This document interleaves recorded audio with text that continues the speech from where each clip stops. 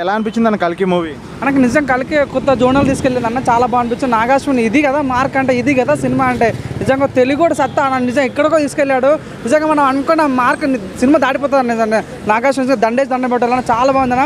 Amitabh Bachchan scenes ఉంటాయి bye, Ashwatthama ప్రతి shot కూడా ఒక గూస్ బంప్స్ లెవెల్కి వెళ్తాను. అశ్వధామ కానీ అశ్వధామతో ఒక ఫైట్ సీన్ ఉంటుంది ప్రభాస్కి. నిజంగా అసలు మనకు ప్రభాస్ కనిపించాడు ఆ షాట్లో, అంత బాగుంటుంది అశ్వధామ ఫైట్ సీన్. మన అది బుజ్జింది అంతా పోయా, అసలు బుజ్జి మనకు కొద్దిగా ఒక్కొక్క రకంగా కనిపిస్తుంటుంది.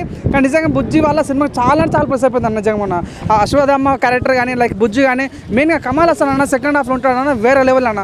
సినిమాకి ప్రాణం పోస్తుందని చెప్పుకోవచ్చు అన్న. ఒక సీన్ ఉంటుంది నిజంగా చాలా బాగా అనిపించింది. ఏంటంటే అన్న సినిమా మొత్తం మన దీపిక పడుకొని కొడుకు చెట్టు సినిమా జరుగుతుంటా అన్న. సో అసలు ఈ ప్రభాస్ అసలు ఏ భైరవ అంటే ఎవరు వస్తారు, అసలు వచ్చిన ఇబ్బంది ఏంది, అసలు మిస్అండర్స్టాండింగ్ కూడా జరుగుద్ది అన్న. అంటే అమితాబ్ బచ్చన్కి మన ప్రభాస్కి మిస్అండర్స్టాండింగ్ వల్ల అమితాబ్ బచ్చన్ కొద్దిగా ఆ రకంగా రెస్పాండ్ అవ్వడం వల్ల కొద్దిగా చిన్న ఇష్యూ జరుగుతుంది ఫస్ట్ హాఫ్ మొత్తం. సెకండ్ హాఫ్లో మన కమల్ హాసన్ ఇన్వాల్వ్ అయ్యి సినిమా ఏ రకంగా తీసుకెళ్ళాలని చాలా బాగా అనిపించింది. నిజంగా నాగాశ్విని తన కెరీర్లో ద బెస్ట్ మూవీ అని చెప్పొచ్చు. నిజంగా నాకైతే నిజం మీరు చూడాలన్న స్టార్టింగ్ నుంచి ఎండ్ వరకు కూడా ప్రతి షాట్ కూడా అసలు హాలీవుడ్ రేంజ్లో తీసుకెళ్ళాను. నిజంగా ఫస్ట్ కొత్తగా అనిపించింది. నేనైతే చాలా హ్యాపీగా.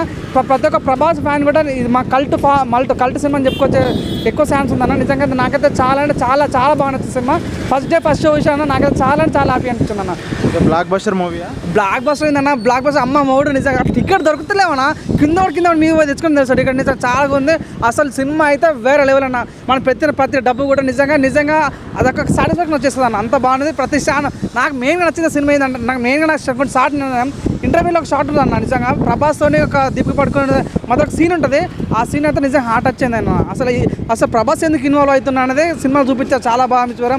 నాగాశ్విని నుంచి ఇట్లాంటి ఎక్స్పెరిమెంట్ చేయడం చాలా కొత్తగా అనిపించింది. అంతమంది మహానటి లాంటి పెద్ద సినిమా ఇండస్ట్రీకి అందించినా కూడా నిజంగా ఇట్లాంటి హాలీవుడ్ రేంజ్ సినిమా అందించడం అనేది చాలా డిఫరెంట్గా అనిపించింది.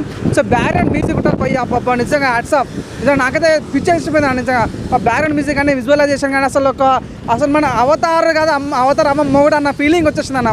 సో ప్రభాస్కి అయితే నిజంగా తన విజువలైజేషన్ కానీ తన గెటప్ కూడా చాలా బాగా అనిపించింది. నాకు మెయిన్గా ఏంటంటే బ్రహ్మానందం నాకు 2-3 సీన్లు కనిపించడం. తను ఉన్న కొద్ది స్పేస్లో కూడా నిజంగా ఆ టైంని ఎలా వాడుకున్నందుకు చాలా బాగా వాడారు, చాలా కామెడీగా తీసుకెళ్లారు.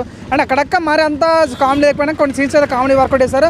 మెయిన్గా ఏంటంటే కొత్త జోనర్కి వెళ్ళిపోతాం, మనం కొత్త ప్రపంచానికి వెళ్ళిపోతాం మనం నిజంగా. సో నిజంగా ఆ జోనర్ చాలా బాగుంది. నాకైతే నిజంగా అశ్వధామ క్యారెక్టర్ అయితే గూస్ బంప్స్ వచ్చినాయి. అమితాబ్ బచ్చన్ అయితే తన లైఫ్ టర్నింగ్ పాయింట్ అని చెప్పుకోవచ్చు అన్న.